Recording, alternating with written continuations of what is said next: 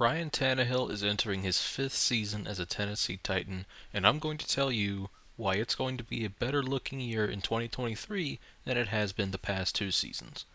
Now, you might be asking, Jacob, what the hell gives you the right to tell me how good Ryan Tannehill's gonna be? Okay, what are your qualifications?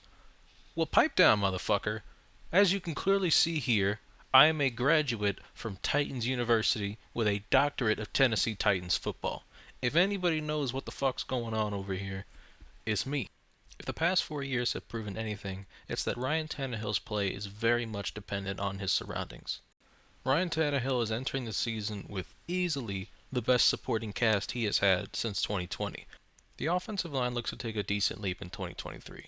Dennis Daly, who had the worst season an offensive lineman has ever had last year, has left and is being replaced by Andre Dillard, who is a pass protection specialist and should do a much better job at keeping Ryan Tannehill's jersey clean so long as he's healthy, which has been an issue for him in the past.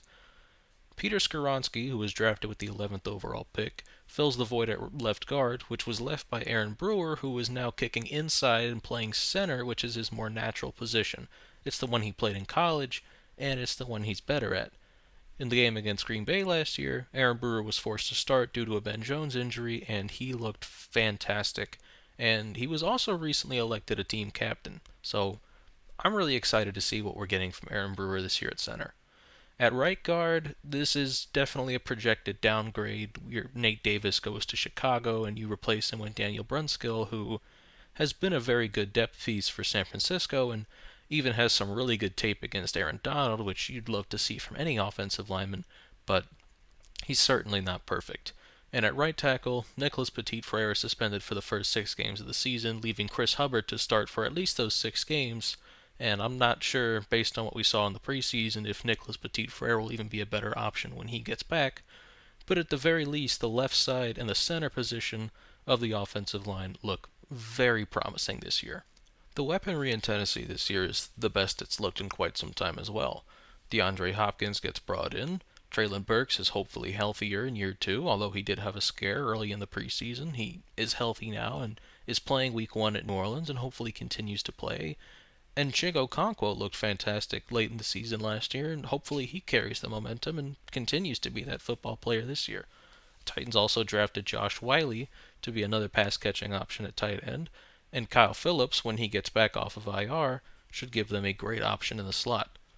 Derrick Henry has grown quite a lot as a pass catcher over the last few seasons, and the Titans drafted Tyjae Spears in the 3rd round, who certainly looks to be a threat catching passes in the backfield too. Few quarterbacks have experienced a downgraded offensive coordinator quite like Ryan Tannehill has. Going from Arthur Smith to Todd Downing is flat out insufferable, I imagine. Now that Todd Downing is gone, Tim Kelly has been promoted, and while I don't think he'll be Arthur Smith, at the very least he should be able to provide average play calling, which is way more than what can be said for Todd Downing's offense the past 2 seasons. The team also added Charles London to its coaching staff to be the passing game coordinator and quarterbacks coach, who was just coaching under, you guessed it, Arthur Smith in Atlanta. I guess Mike Vrabel has a type.